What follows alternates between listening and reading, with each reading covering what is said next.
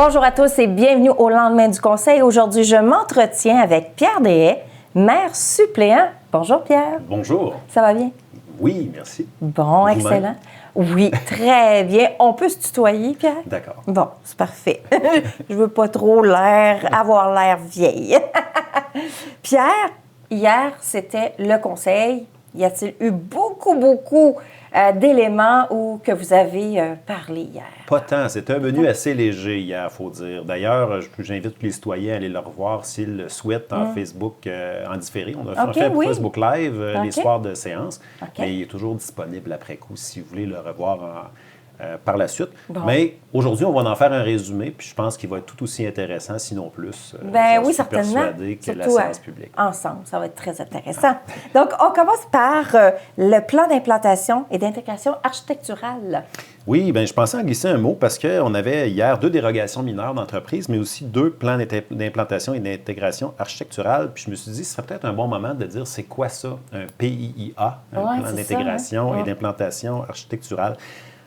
En fait, ce qu'il faut comprendre, c'est qu'il y a une réglementation qui nous permet, pour un secteur donné, dans notre cas, on a ciblé ici la Première Avenue, de définir certains critères pour lesquels les façades, les affiches doivent respecter et que lorsqu'un commerçant ou un propriétaire veut faire des changements à son bâtiment, changer une affiche, une enseigne, il doit faire approuver le changement par le conseil. Ouais. Puis, tout d'abord, c'est présenté à un comité qui est citoyen, où ce que je siège aussi, qui s'appelle le comité consultatif d'urbanisme. Les citoyens vont évaluer les mérites du projet.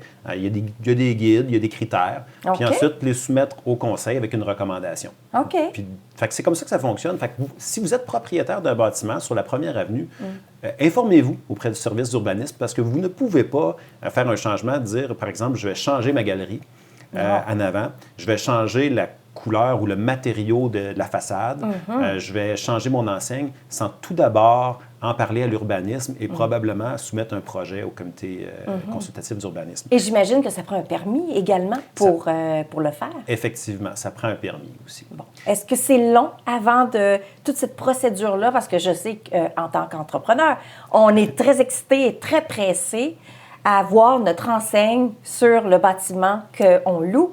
Est-ce que ça prend un certain temps? Ça prend quelques semaines. Quelques semaines? Oui, parce qu'il faut tout d'abord soumettre le projet. Le comité consultatif d'urbanisme se réunit pendant la période estivale aux 2 semaines, habituellement. Mais l'hiver, c'est 1 fois par mois. Oh! Donc, il faut attendre que la prochaine rencontre, ensuite que ça aille à la prochaine séance du conseil, qui est souvent 1 semaine ou 2 plus tard. Donc, ça peut étirer un projet dans le meilleur scénario, 3 semaines à 6-7 semaines. On pourrait dire 5 à 8 semaines à se préparer mentalement. Oui, il faut se prendre d'avance. Dès que vous avez un projet, avant même d'avoir vos croquis ou avoir fait, tout de suite téléphoner au service d'urbanisme, à la ville d'Amos pour poser des questions, puis vous informer si vous êtes assujetti au règlement, qu'est-ce que vous devez fournir comme information.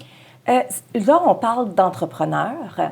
Mais si on parle de résidents, parce qu'il y en a quand même c'est la même chose. C'est la même chose. C'est la même chose. Si vous êtes un résident, parce qu'il y a quelques maisons qui sont sur droit acquis, sur la Première Avenue, qui, même s'ils ne font pas commerce, c'est des résidences, mais ils sont tout de même soumis à la réglementation. C'est ça. Donc, il faut quand même, si vous avez un projet, appeler le service d'urbanisme. Bon. Je me suis dit que c'est un bon petit moment pour le plugger, comme on dit. C'est très important parce que la plupart du temps, on est excité dans nos projets, on veut les faire rapidement et des fois, on ne prend pas les informations nécessaires. Alors, merci de cette information très importante.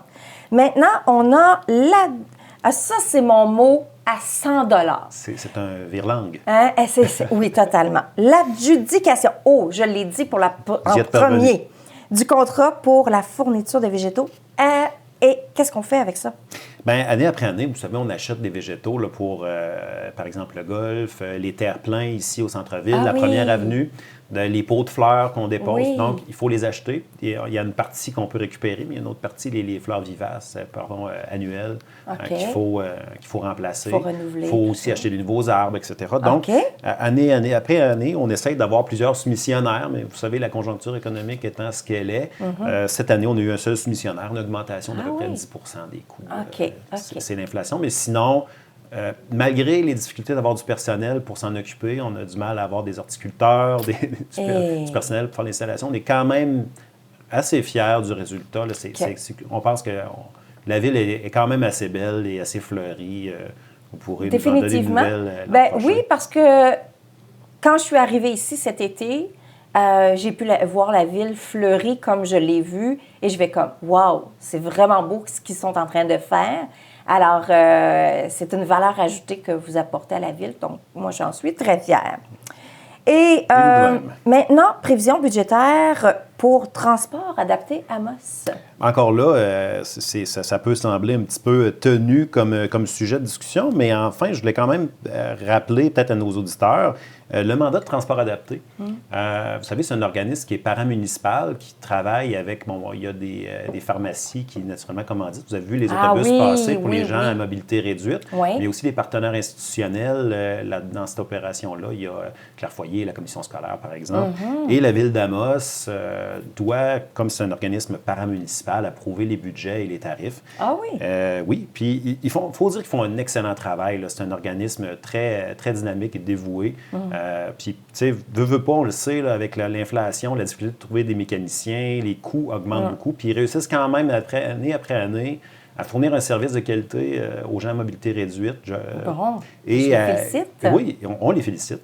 Et le budget est quand même relativement stable. Il n'y a pas une énorme augmentation. Donc, on a fait l'approbation hier des prévisions budgétaires et de la tarification. Puis on va leur souhaiter de continuer leur bon travail. Définitivement, parce qu'il y en a qui en ont besoin. Oui. Maintenant, le financement par fonds de roulement. Oui, bien en fait, il y a un prolongement de la rue Nadon. Peut-être pour situer les gens, la rue Nadon, c'est le secteur d'Aïem Recyclage, au nord du cimetière, sur la route 111. Ah oui, OK. Il y a une rue là, qui se prolonge vers la voie ferrée.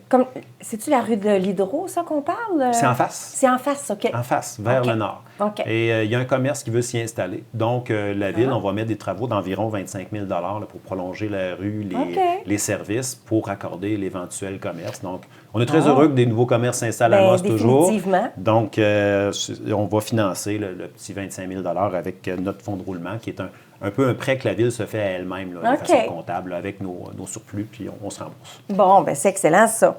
Et dernier des points, démantèlement d'une œuvre. Oui, ça, c'est un petit peu plus malheureux, là. C'est l'œuvre qui s'est intitulée Painted Dogs. C'est l'artiste Inghild Carlsen. C'est une Scandinave qui était venue faire une œuvre ici.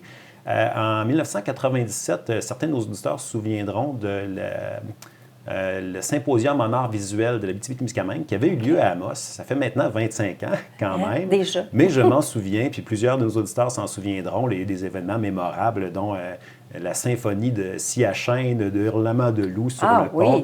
Il y a eu toutes sortes de choses très éclatées, des conférences, des artistes qui se sont produits devant un public et qui ont produit des œuvres. Il y en a quelques-unes qui ont résisté au temps, parce qu'il faut dire que souvent, c'est des œuvres qui ont été faites à l'extérieur. Il en reste une, par exemple, au Parc de la Cathédrale, qui est encore en bon état. Dans ce cas-ci, Painted Dogs, c'est les chiens dans le parc Rotary, près du pont de fer, le parc qui est sur le bord de l'Arcana. OK. Malheureusement, cette œuvre-là a été faite en béton, qui a mal supporté nos hivers. Il y a des motoneiges qui ont roulé dessus l'hiver, donc ils sont passablement abîmés. Il y a eu du vandalisme aussi, de la peinture. On a retrouvé un chien dans une cour. Ils ont mangé de la misère. On va le dire comme ça. Pauvres eux, hein? Et donc, on a essayé de contacter l'artiste à multiples reprises pour voir qu'est-ce qu'elle voulait, qu'elle souhaitait qu'on fasse avec, puisque c'est son œuvre à elle. Et on n'a pas eu de réponse de sa part. Donc, on va malheureusement démanteler l'œuvre, mais on va conserver le chien qui est en meilleur état dans une réserve, là, au cas où...